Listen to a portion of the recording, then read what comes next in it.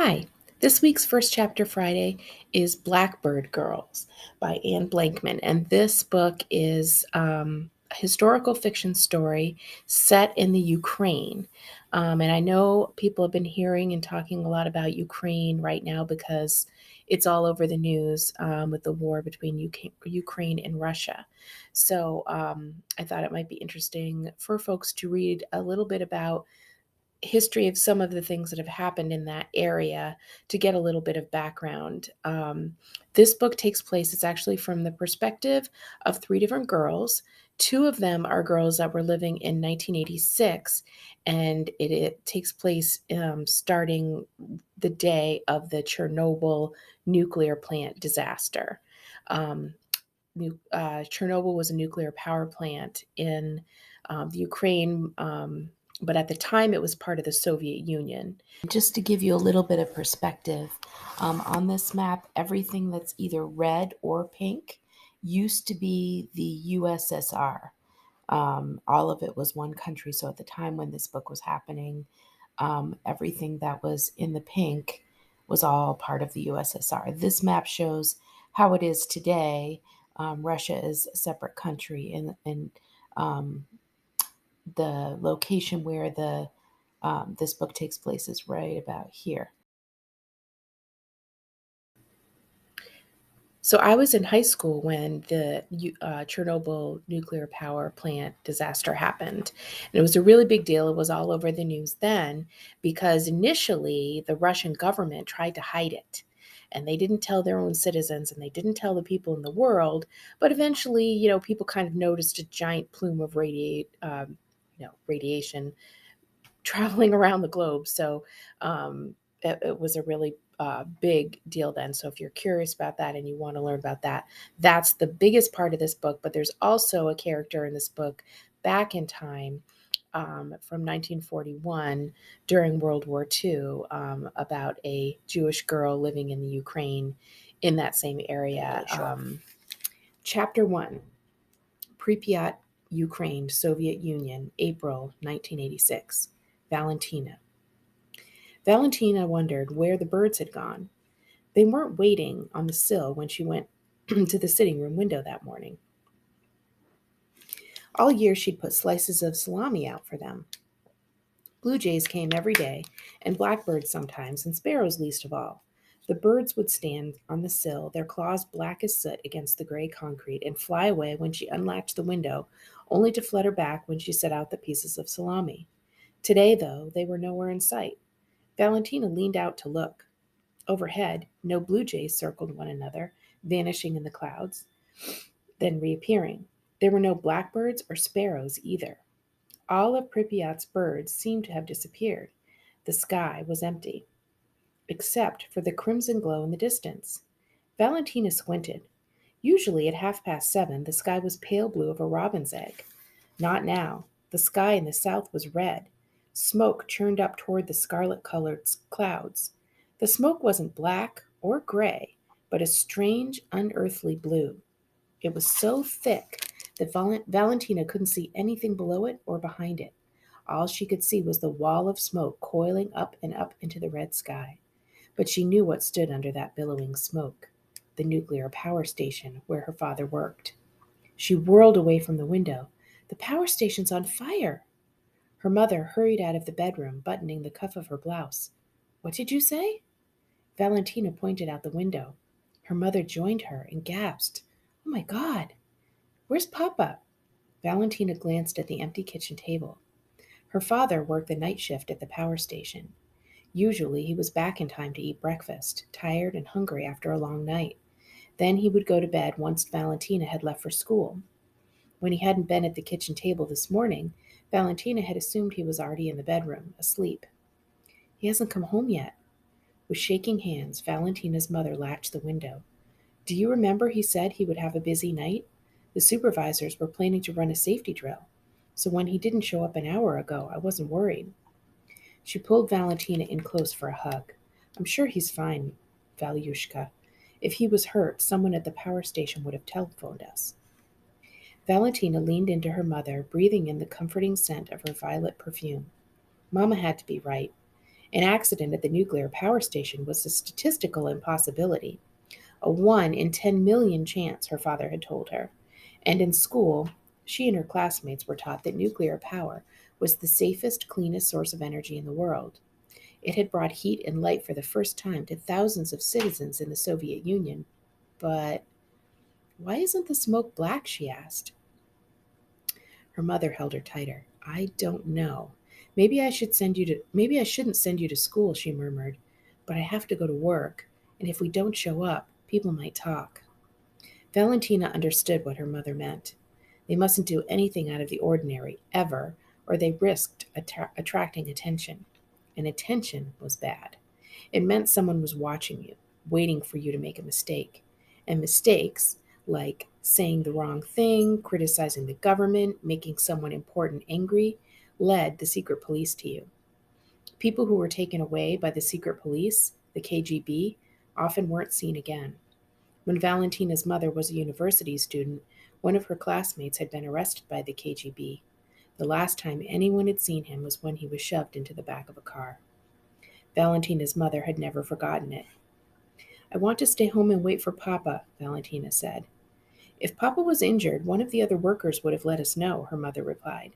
If we don't carry on as usual, we look as though we don't trust the other people at the power plant, and we mustn't risk attention, Valentina interrupted. She pulled herself free from her mother's embrace. But what if everybody's hurt and no one can telephone us? Then the hospital workers would call. Her mother gave her a gentle push toward the door. Papa's fine. Now you better hurry or you're going to be late. Yes, Mama. Valentina grabbed her satchel and rushed out the door. Her mother didn't understand. She never did. She cared more about being safe than anything else. If Valentina did the best in her class on a mathematics exam, her mother said next time she ought to get 1 or 2 questions wrong on purpose. We're Jews, she would say, when Valentina complained. Others are looking for a reason to hate us. Don't give them any. Come straight home after school, her mother called after her. I have to work this morning, but I'll be home by lunch. I'm sure Papa will be back by then. Okay, Valentina called back. Saturdays were half days at school. On Saturday mornings, her mother played the piano during ballet lessons at the Culture Palace. Many children who were too little for school went there for ballet or swimming instruction. Usually, after her mother finished the lessons and Valentina was done with school, they had lunch together while Valentina's father slept. Then, Valentina would play in the park with her best friend, Larissa, while her mother shopped for groceries. When Valentina would get home, her father would usually be awake, and they'd tinker with different experiments. Last month, they had rewired the electrical outlets in their apartment. Currently, they were working on a design for a water heater. Ordinarily, Saturdays were golden, glorious days, but now as Valentina walked down the corridor, she couldn't stop worrying about her father. The stairwell of their building was full of small children. On the landing, kids played with dolls and jacks. Valentina stepped over them, nearly bumping into her neighbor, Diaja Sergei. When she was little, she had thought all of her family friends and neighbors were her uncles and aunts, because that's how she had been taught to address them.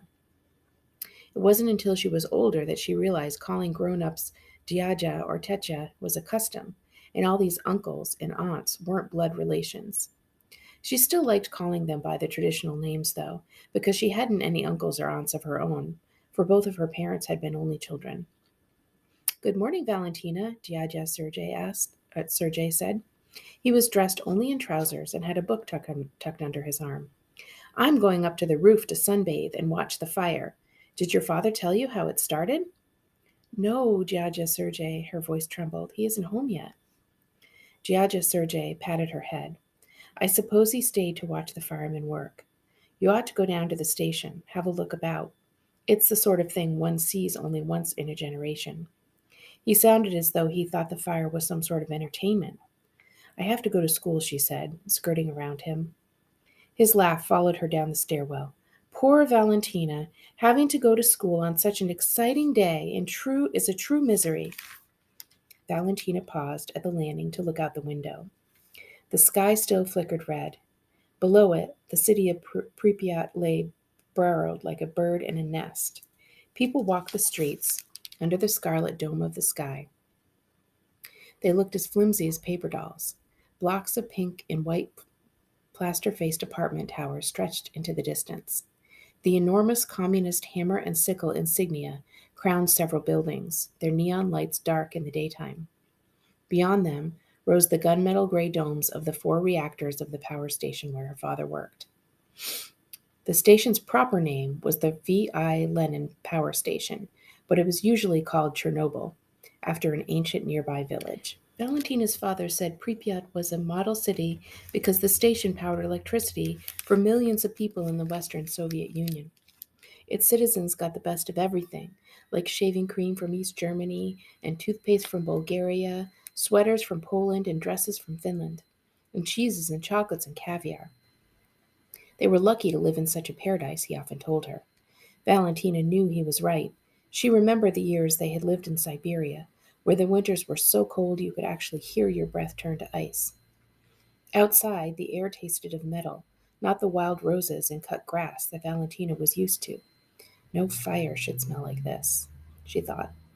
The scent of soot should carry on the air, but not this hot metal that tickled the back of her throat. Everywhere she looked, she saw police officers leaning against walls or standing on corners. The city was a sea of blue and red uniforms. She'd never seen so many policemen in all her life. What were they doing here? They couldn't all be from Pripyat's police force. There were too many of them. Some must have been summoned from nearby cities. Were they patrolling because of the fire? Some of the grown-ups walking past sent nervous looks at the policemen, but they kept walking, their eyes going from the police officers to the red sky overhead. Nobody asked the policemen what was going on. Questions were dangerous, Valentina knew. Children streamed along the avenue, staring at the police officers. Ladies carrying string shopping bags went in and out of stores. Young mothers pushed babies in carriages or held toddlers by the hand, guiding them toward parks or nurseries where they would be cared for while their mothers worked. Everybody looked at the blue smoke coiling up into the red sky, and nobody said a word to the policeman. Valentina's steps slowed. Her father was somewhere behind that wall of smoke, maybe hurt. She had to know what was happening. Before she could think herself out of the decision, she dashed over to the nearest policeman. "Are you here because of the fire?" she asked. The man flicked his cigarette into the gutter. "Shouldn't you be in school?" "I'm on my way." Valentina hesitated. Her parents often said her chattering mouth would get her into trouble. Maybe she ought to keep walking to school. But then she thought of the strange blue smoke enveloping the power station, and of her father who was in there somewhere. "Why isn't the smoke black?" The man narrowed his eyes at her. "There isn't any smoke. That's steam, and you ought to know, to be accustomed to it, from living near such a large power station. Now you better get on." "Thank you," she muttered, and walked on, frowning. The policeman was wrong. Steam was thin and gray, not thick and blue, and it didn't turn the sky red. She knew that much from living close to the nuclear station. Was the policeman lying or mistaken? As she went through the school gates, she saw she had another problem to deal with, and it was waiting for her in the schoolyard. Oksana Savchenko. She was leaning against the fence, toying with the white ribbons at the ends of her braids. She looked like the perfect Ukrainian girl. Blonde hair, blue eyes, pink and white skin, a porcelain doll come to life. But Valentina knew there was nothing sweet or doll-like about Oksana. The other girl caught sight of her. She pushed off the fence and called, "Valentina, come here." Valentina's heart sank to her shoes. She wished she could run home, but she'd get in trouble for being truant. Better to get it over with. Squaring her shoulders, she walked into the schoolyard, where Oksana stood waiting for her.